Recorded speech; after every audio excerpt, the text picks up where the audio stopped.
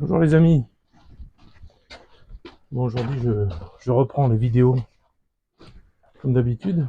Je reste pas dedans parce qu'on a une coupure d'électricité car ils sont en train de, grâce aux sanctions évidemment, ils sont en train de nous mettre un répartiteur tout neuf qui fait 3 fois, que j'ai vu tout à l'heure, il fait 3 fois la taille de l'ancien. Donc voilà, alors merci Bruno Le Maire, hein, évidemment. Enfin voilà. Donc, euh,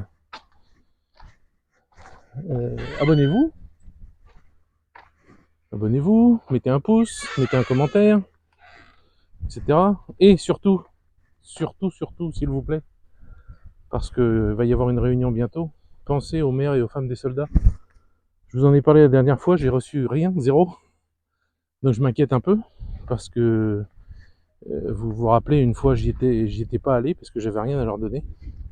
J'avais pas de dons pour elles.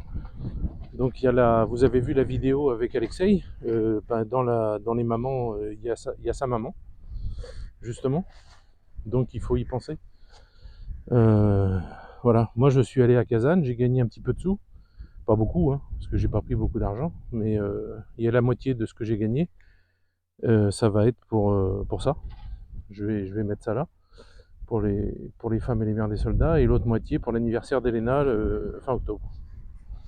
Voilà, j'ai commandé une salle avec des repas pour 20 personnes. Donc voilà, ça m'a coûté ce que ça restait.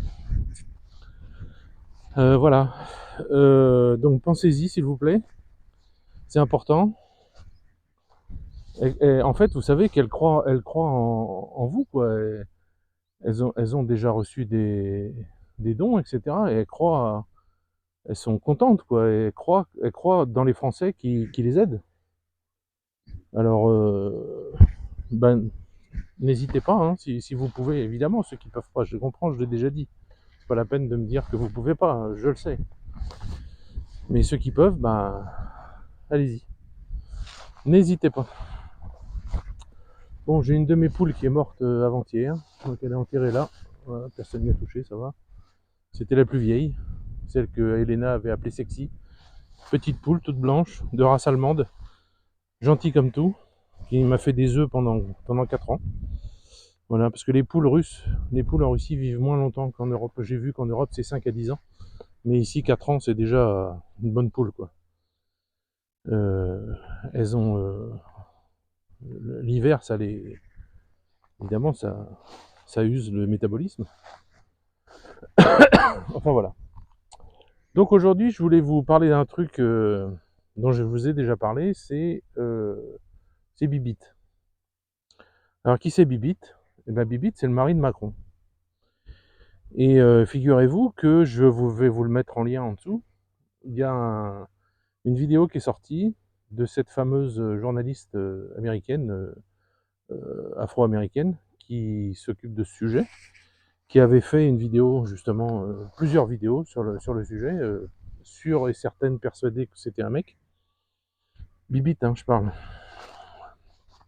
Et là, elle a fait une interview assez intéressante de la personne française, l'homme, qui a fait le plus d'enquêtes sur le sujet, et qui est d'ailleurs plus en France par peur, enfin pas par peur de représailles, mais par représailles de l'État français qui le cherche partout, quoi. Et donc, ils sont en train, vous voyez, ils ont fini le répartiteur, ils sont en train d'installer de nouvelles lignes téléphoniques. Vous n'allez pas les voir, mais c'est les camions blancs qui sont tout au bout là-bas. Je sais pas si vous allez voir. C'est ça le bruit que j'entendais. Et là, ils sont en train de monter les lignes, je sais pas ce qu'ils font. C'est pour ça qu'on n'a plus de jus. Donc voilà.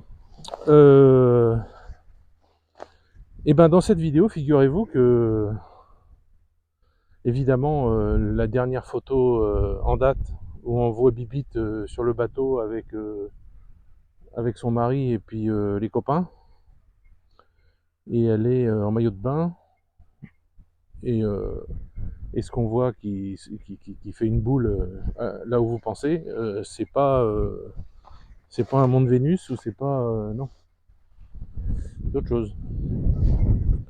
Enfin bref, vous avez compris. Vous avez certainement vu cette photo d'ailleurs. Donc voilà, il en ressort de cette interview que c'est clair. Les deux, la fille qui interviewe et le français sont vraiment très au fait de tout ça et sont tout à fait capables d'avoir une discussion tout à fait sereine et en fait discuter réellement de tout ce qui se passe, de tous les éléments, de tout ce qui est ressorti de tout ça. Voilà, donc moi, après avoir vu cette vidéo, je suis sûr à 100%, ça c'est mon avis. Je vous laisse faire votre avis en regardant cette vidéo si vous ne l'avez pas déjà vue, parce que c'est sorti il y a quelques jours.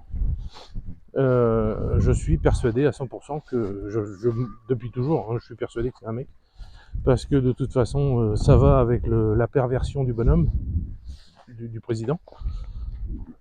Sa perversion, sa psychologie, ça va aussi dans le fait que tous ces élites, que ça soit politique ou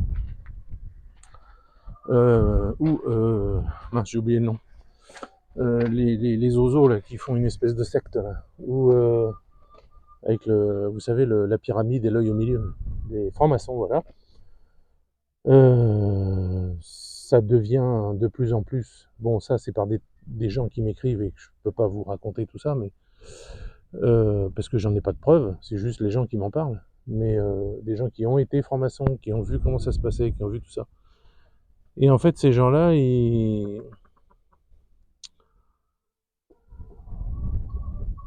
les divers témoignages que j'ai, qui ne viennent pas d'une seule personne, mais de plusieurs personnes, me font penser qu'il y a une dérive sexuelle, que ce soit avec des mineurs, que ce soit avec des prostituées, que ce soit avec tuer des gens, sacrifier des gens, que ça soit...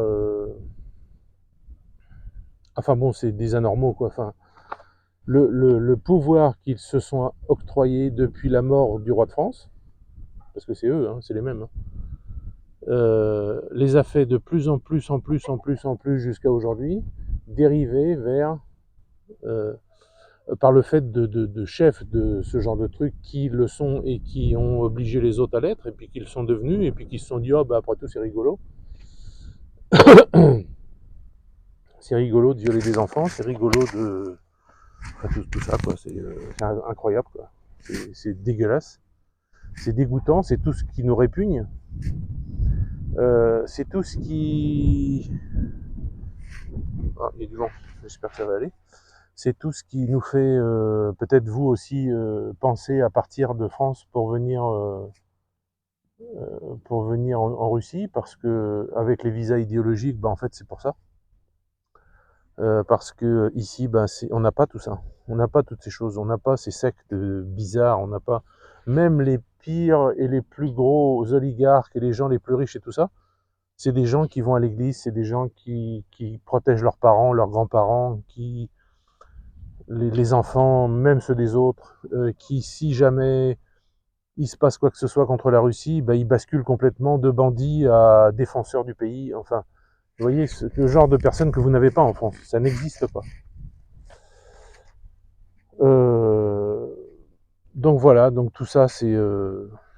moi, je pense, pour moi, c'est à vomir. Ça